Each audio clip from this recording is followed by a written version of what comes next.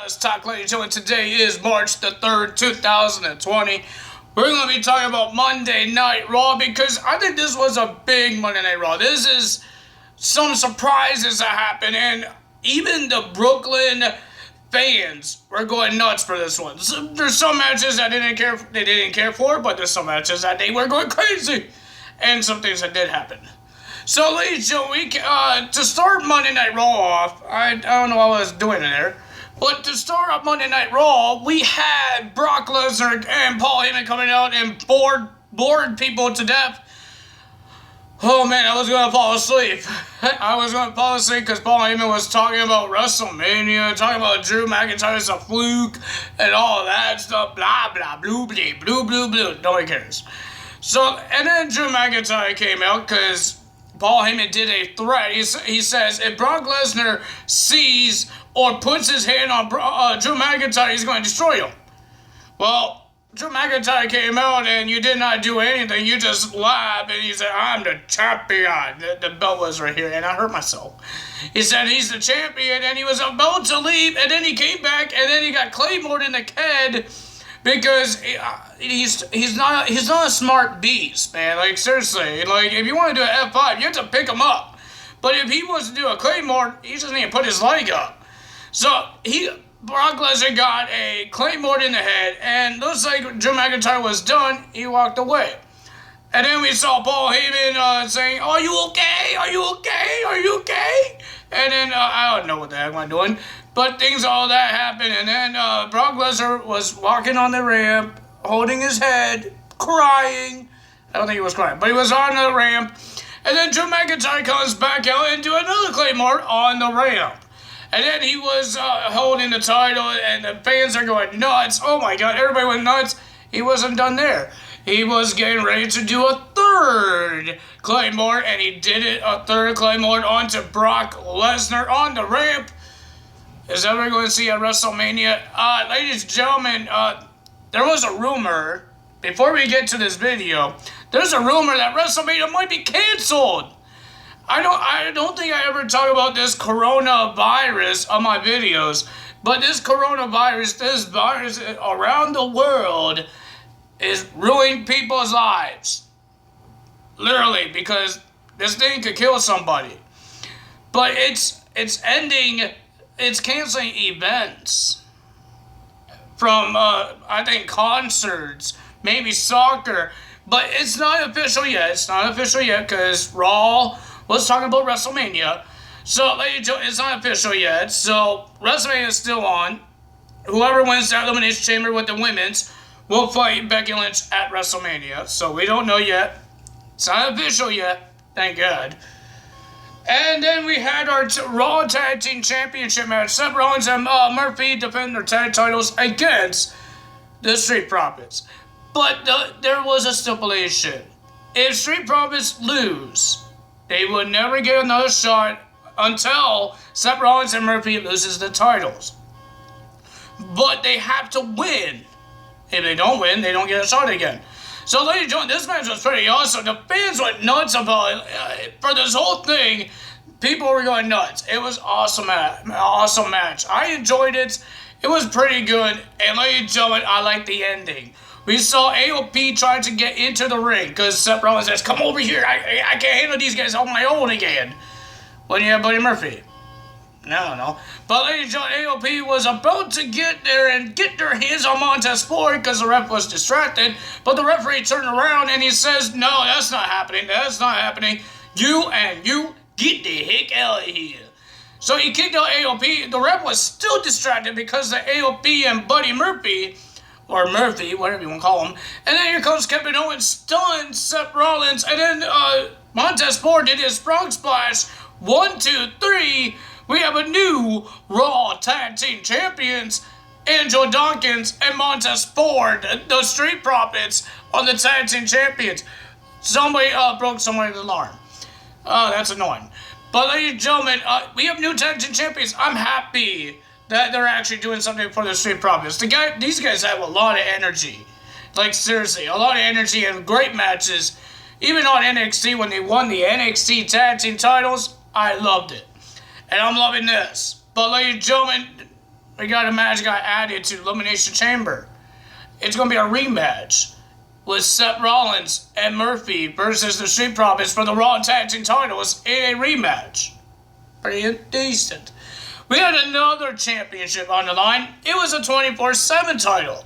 And it was supposed to be an open challenge, but I guess we already found out who the challenger was. It was Ricochet to versus Riddick Moss for the 24/7 title. It was an okay match. It wasn't pretty good. It wasn't a good. It was okay. Because it's Riddick Moss. I'm not a fan of him. He bores me, man. I'm sorry. He bored me on NXT. Now he's going to bore me on Raw. Come on, man. I like watching Raw. I don't like watching you. So, ladies and gentlemen, it was an okay match. Ricochet did some work onto Riddick Moss, and Riddick Moss did the same thing. And then the winner of that match with a weird neckbreaker, I don't know what they call it. But, ladies and gentlemen, with a weird neckbreaker, Riddick Moss, and retains the 24/7 title. What are you doing to Ricochet, WWE? Come on, man. Just give him the 24/7 title. Give him something.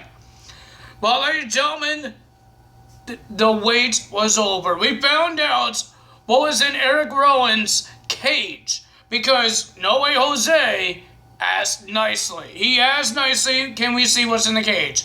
And we found out it was a giant spider that looks like a toy. Seriously? That's the big secret? How did that thing bit you? It's a toy. I don't know if spiders could, I don't know if spiders could turn that big, but that's the big... Why you need a cage like that, and why you need a spider like that? Well, at least maybe because he was big, and you need a big cage. I'm a little disappointed. I thought it would be something more scarier. I'm sorry, guys. I thought I would be more excited to see what's in the cage. Because there's some things I don't understand why you guys are scared of a toy. It was actually moving, but it looked like a toy. It looked like those remote controlled cars that is a snake. They have snakes and they have spiders. So yeah, I'm not a big fan. Not a big fan of that. But ladies and gentlemen, we found out what's in the cage. I'm hoping that's not the real thing that's in the cage. I'm hoping it's fake. And we find something more disturbing. Like maybe a head. I don't know. Yeah, that's more disturbing. Tyler, shut up, please. Well, we have Aleister Black. He was supposed to be in a one-on-one match against AJ Styles. First time ever. But AJ Styles says no. He says Aleister Black did not read the contract that he signed. He says he has to go through Carl Anderson. Aleister Black went one-on-one with Carl Anderson. Pretty decent match, not bad. But the winner of that match with the Black Mass was Aleister Black. Aleister Black gets the win. And AJ Styles says, no, it wasn't done there. He says, if you want to get to me, you have to verse the big Luke Gallows. And that's what he did. He versed Luke Gallows, and Luke Gallows got himself disqualified because he wouldn't stop kicking him in the corner, and the ref count to 5. And then later on, then AJ Styles got his chance, but the OC Luke Gallows and Anderson was still attacking Aleister Black, did a black magic killer onto Aleister Black, and then the match started, and it was a very long match, but mostly AJ Styles did all the win. AJ Styles did a phenomenal forearm, and then he pinned the same way Undertaker pins his opponents when he crossed the arms and he sticks his tongue out like that. AJ Styles, you're making a big problem, man. Big mistake by making fun of the Undertaker. I would love to see that match at WrestleMania. I hope it's not that short like Super Showdown, but I hope it's pretty good. But ladies and gentlemen, then we had the women's division. We have 2 women's match. We had Liv Morgan versus Ruby Riott with Sarah Logan as the special guest referee. It was an okay match, not bad, but the winner of that match was Liv Morgan because of the fast counts of Sarah Logan because Ruby Riott pushed Sarah Logan. But Sarah Logan wasn't done there. She attacked Ruby Riott because Ruby got upset. And then she attacked, Liv Morgan attacked Ruby Riott. And then Sarah Logan attacked Liv Morgan because all three of those ladies are in the women's elimination chamber to get a shot of the women's championship match at WrestleMania. Then we had Shayna Baszler versus Kairi Sane. Asuka was supposed to be in this match, but she sprained her wrist, so she couldn't wrestle. So it's going to be her best friend, one half of the women's tag team champion, Kairi Sane versus Shayna. Pretty decent match. We saw Becky Lynch doing on commentary, but Shayna gets the win this time. Her first match on Raw and her first pay-per-view in the first elimination chamber. Let's see what happens this Sunday. Shayna gets the win. Then, I love this match, and I'm hoping these guys actually is a tag team. Both teams, I wish they were a tag team and go for the Raw tag team titles. We have Rey Mysterio and Humberto Carrillo versus Andrade and Angel Garza. Awesome match. It was pretty good. Not pretty good. It was awesome. The winner of that match was Angel Garza and Rey Mysterio because Rey did a double 619 on Garza and Andrade. And then we saw the moonsault from Mr. Humberto Carrillo, and they got the win. Good job for them. So, ladies and gentlemen, 2 more matches got added for Elimination Chamber because of what happened on Raw. Aleister Black will go one-on-one with AJ Styles in a no disqualification match. We're going to see Andrade defend his United States title again against Humberto Carrillo. Pretty decent. But ladies and gentlemen, we had Beth Phoenix coming out to tell us the medical update of Edge. She did not tell us because she didn't have time because of Randy Orton comes up. And he told us a story that I was going to fall asleep on. How he met Edge and how he saved his life. And all this. And ladies and gentlemen, this is what made Beth Phoenix more upset.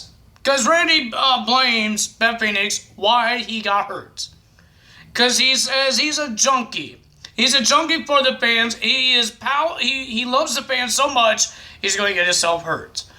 And he says, Randy Orton, that he loves Edge more than Beth Phoenix does. And he said he loves her kids more than Beth Phoenix does. Beth Phoenix slaps Randy Orton in the face.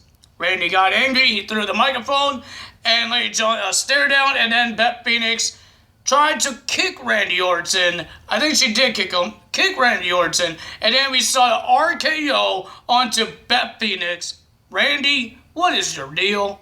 They didn't really show on the camera about Beth Phoenix laying and hurts there. They showed the commentaries. They showed Jerry Lawler and Tom Phillips and Byron Saxton. They didn't show Beth Phoenix in the ring hurt.